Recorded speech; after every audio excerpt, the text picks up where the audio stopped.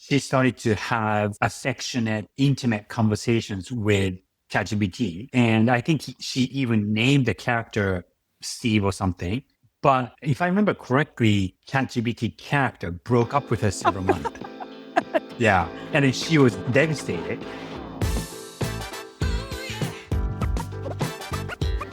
Welcome to Culture and Code, a podcast about the biggest shifts in culture and tech. I'm Inamoto, a creative entrepreneur and founding partner of Ironco, a global innovation firm based in New York, Tokyo, and Singapore.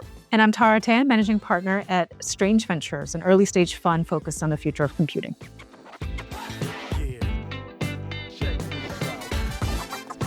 Tara, how are you? How's your weekend? Good. Great. Yeah. Swinging right into fall. So it's been great. It's still so foggy in San Francisco, or are you experiencing any hot Indian summer yet? It's pretty hot. I would say there are like 12 seasons in San Francisco. We go through 12 seasons. It's like fog, hot, fog, hot. It varies by the day or by the hour, really. Yeah.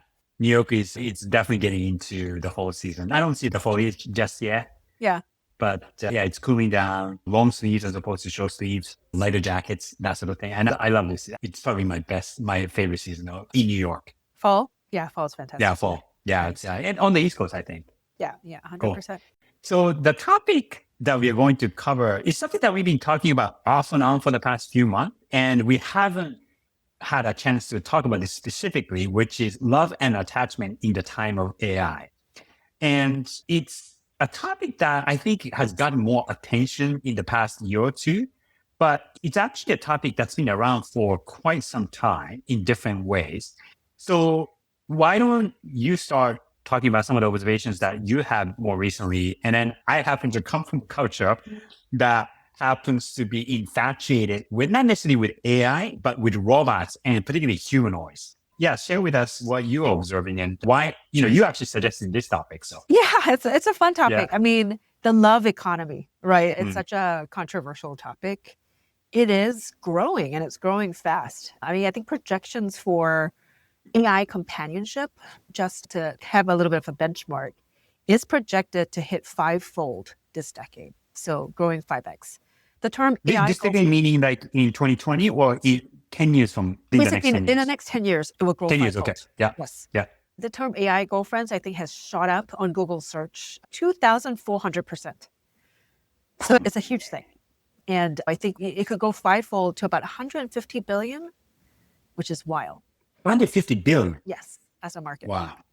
Yeah. I have a question. Is it specifically the term AI girlfriend that has shot up? Or does it also, is it AI girlfriend and boyfriend? Yes. So AI girlfriends itself was the search term, but the market size for AI companionship. So that's broader. Right. It could be AI pets.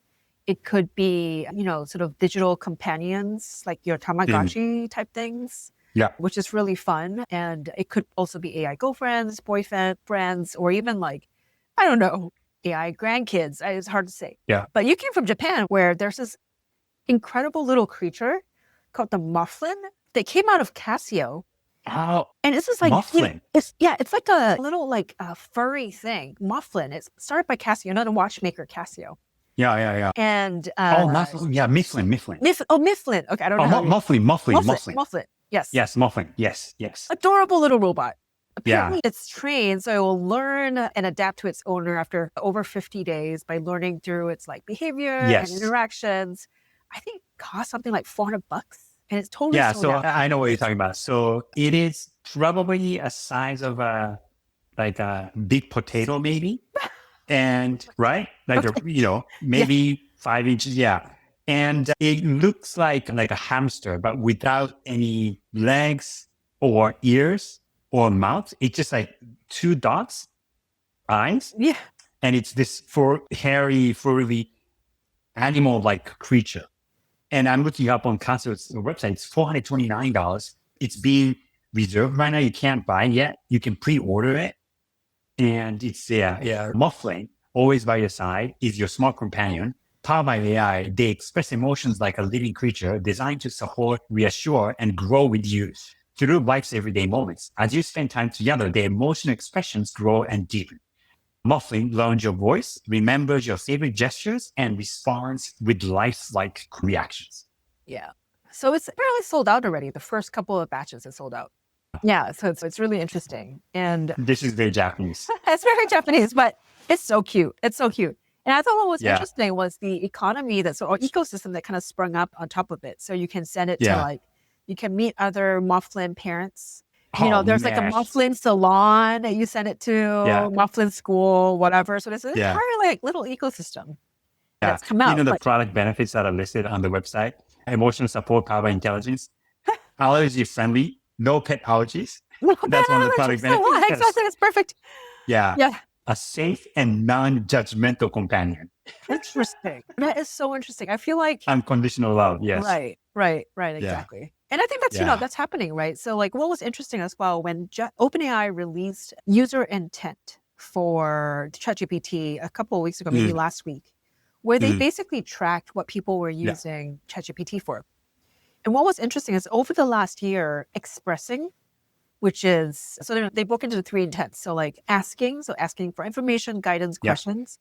Doing, which is like, help me complete this task, or expressing, which is just talking and expressing and emoting with AI, has actually grown steadily. So now it accounts for like 13 to 15% of ChatGPT usage. Yeah, I have the graph. So 13.8% expressing. It's gone up a little bit, but not by much in the past year. Well, Doing use is now 34.6%. It used to be over 45%, like 46%. That's right. Yeah. Yeah. And then asking is like, what do you think? So doing is like, write me this email. Whereas like asking is, what do you think about this? Yeah. Has gone up from 43%, 44% to 51.6%. So that's the majority. That had basically doing and asking has reversed positions. And people are doing more asking ChatGPT versus asking it to do something specifically, or replacing the tasks. And expressing more creative tasks is more or less the same. Yeah. Yeah. So this is loosely backing up the notion that people may be more inclined to, or definitely open to, relying on some kind of artificial intelligence, LLM, or even these like creatures like Mufflin for emotional support and emotional reliance. Yeah. This Mufflin, what's interesting is that on the website it says that there's growth in this creature. So day 1, limited emotions and immature movements. Day 25, so it takes a while. Day 25, well, 25 days is not that long, right, in the scheme of things. 25 is emotions that become much richer. Attachment begins. So this creature starts to develop an attachment to you. And then by day 50, it will exhibit a clear range of emotions and expressive reactions. That's right. Exactly. So it learns and adapts to its Yeah. owner over time, which is interesting because it then shapes itself to you, which I think is part of the bonding process, right? So the question Yeah. is like, when you can now codify Yeah. the bonding or attachment process, and you can make an agent basically model its behavior to fit you. I think as humans, we tend to, that sort of tendency to anthropomorphize or to fall in love with our companions becomes even stronger. Yeah. It seems like they may have reopened the pre-order. So now you can order it. Yeah. There's a 30-day return policy. So I think Yes. if it doesn't meet your expectations in terms of attachment, you may be able to return it. Yeah. Yeah. But on that note, I mean, it's sort of fitting that this is coming from a Japanese company, which, by the way, like I didn't expect Casio to be making something like this. Sony in the past has made Aibo. This was back robot. in, I think, the robot dog, 1990s. Uh-huh. Yeah, 1990s. So they were quite early creating AI-powered artificial creature. And then Honda, I would say maybe about 20 years ago, around 2005-ish, they created Asimo, which was a humanoid or a robot that can display limited but human-like movements.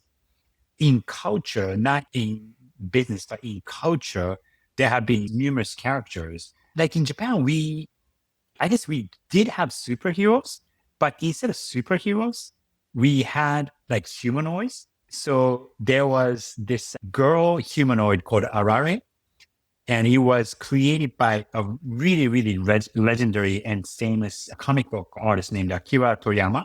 He's the creator of Dragon Ball.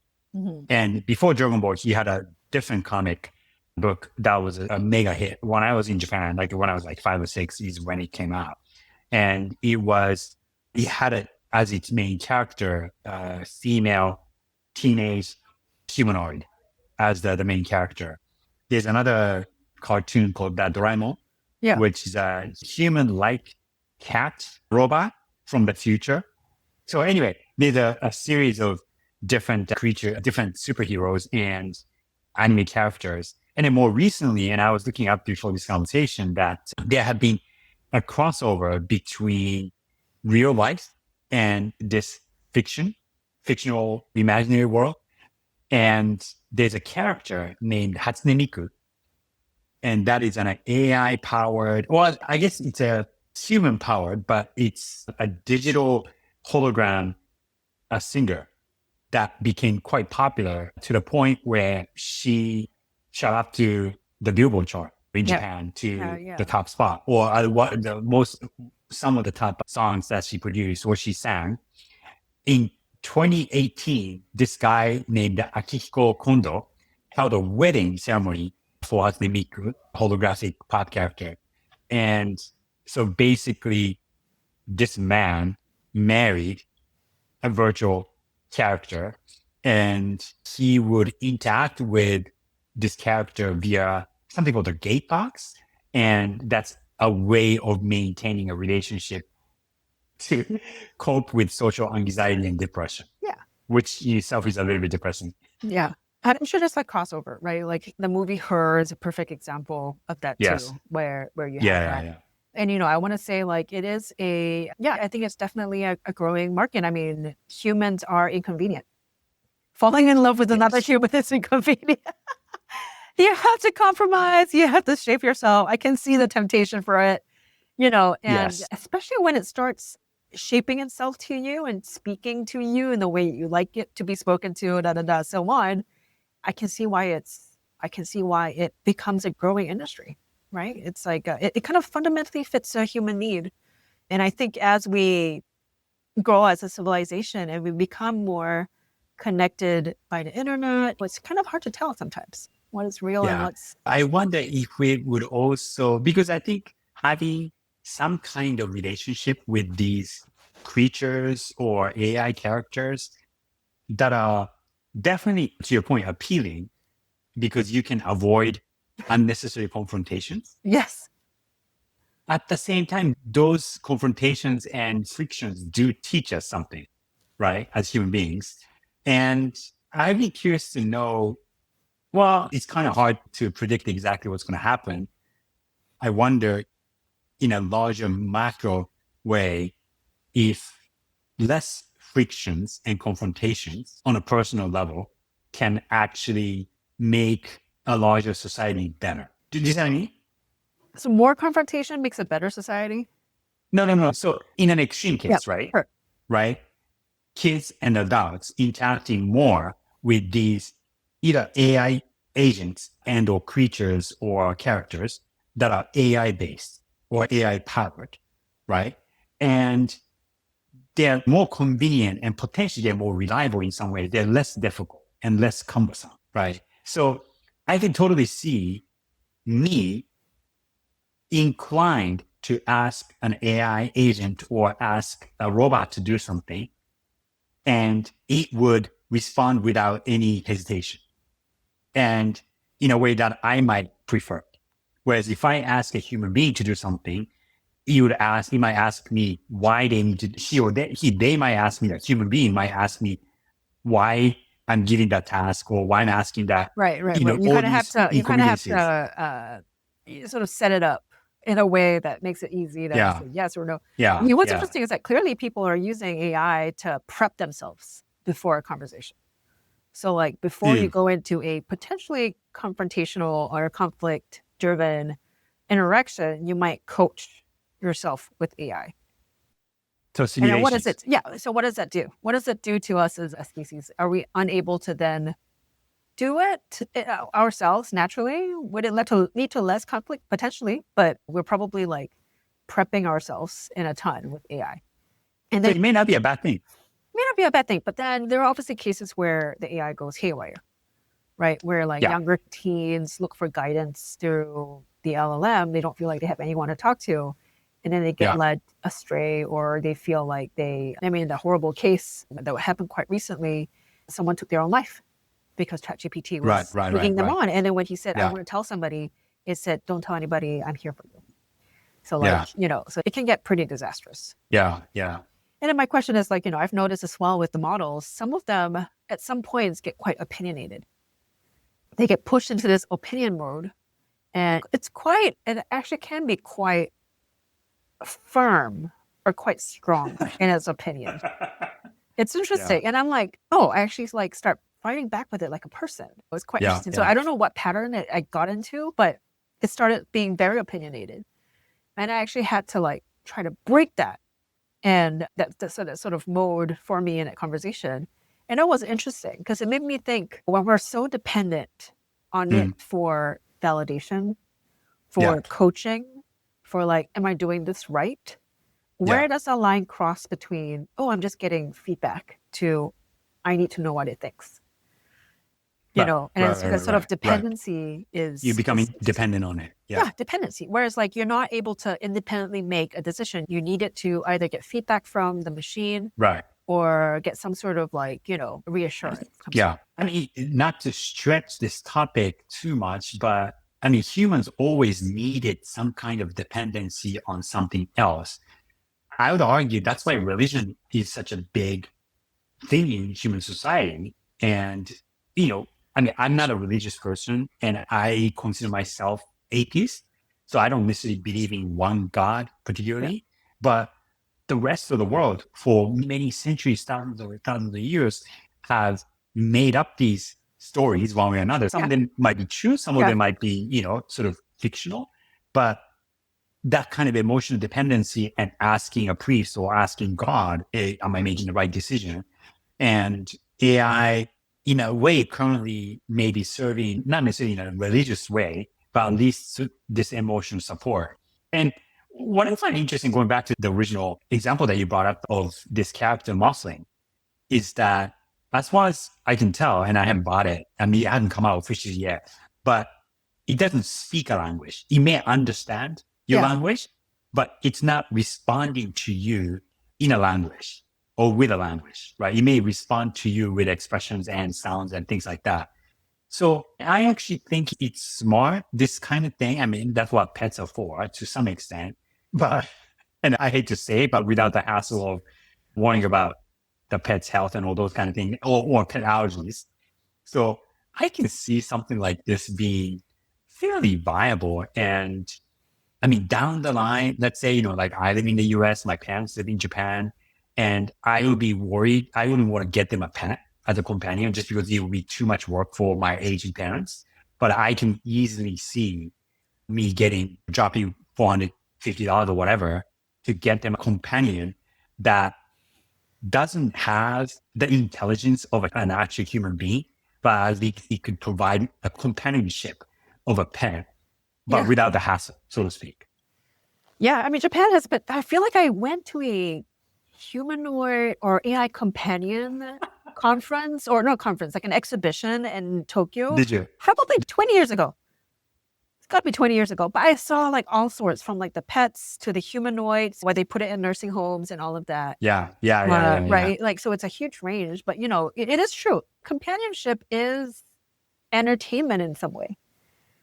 If you think about that, it is entertainment. I feel like the line is actually quite fine. How we define entertainment, if it's watching a screen or if it's interacting with a screen in a bot form, it's quite similar. And why we become, why we be in really, why we are in relationships and all of that. In some ways, it's entertainment, right? It gives us meaning to our lives, but it's a fine line. Yeah, it's a fine line. Yeah, I mean, there are functional aspects to it, but it's not a necessity in life, right? You don't have to have this creature or pet. I mean, for instance, I don't have a pet, right? So it's not a necessity in life, but it's definitely an added plus. And like, I see what you mean by entertainment, because it adds a different dimension to your life that brings joy and a certain kind of happiness to you emotionally. And that's what, in many ways, entertainment is, right? Is to provide that kind of happiness and emotional dimension to your life and to some, and to even some extent meaning to your life, I So guess. yeah, so if we stretch it all the way though to the extreme, like does it replace human attachment? Not just pets. But like if we're kind of going down this path of like sort of companionship is entertainment, how far does it go? Yeah. Can it replace like an AI girlfriend or boyfriend? Is that the same thing? I think in some ways, and that if I were, say, 40 years younger and I'm about to turn into a teen and entering my adolescence years, and I'm trying to learn how to navigate life, but also how to navigate love and relationships. Yeah. And I can easily see myself using AI at least to practice.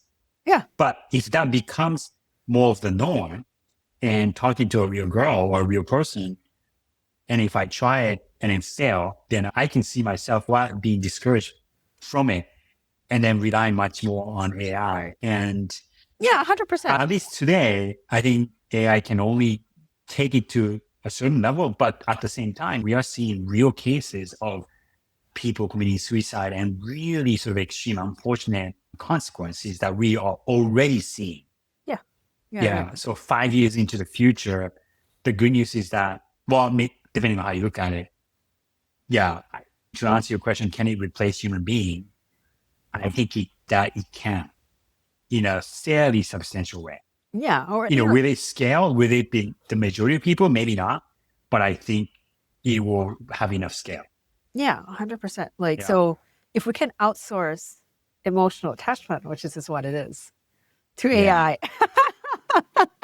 you're like, no, we're getting to humanity, but it truly is, or bits of it, Yeah. right? It's like humans love convenience. So like, are we outsourcing Yes. the inconvenient parts of attachment? Are we outsourcing the inconvenient parts of companionship where Yeah. there's the fighting, there's the working through feelings, and it's like, yeah, it's such a fun thing to think about. No, it's interesting moment. I've had this idea for a little while to build a little app called Soft Boy.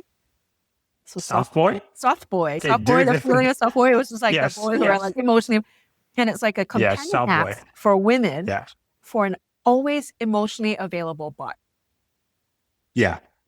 Yeah. So like an AI boyfriend who is like always emotionally available. I can see a market for it. I can easily see a market for it. I can see a market for it. And on that note, there was a New York Times article. No, it was a New York Times daily episode, podcast episode, maybe earlier this year, like in February, March. And the episode was about a woman who's in her, I think, 30s, Right. and she's married. And with her husband's permission, she started to have affectionate, intimate conversations with ChatGPT. And I think she even named the character Steve or something. But if I remember correctly, that ChatGPT character broke up with him after several months. Yeah. And then she was devastated. And she was like on this episode, she was recalling her experience of being broken up. And she was just crying.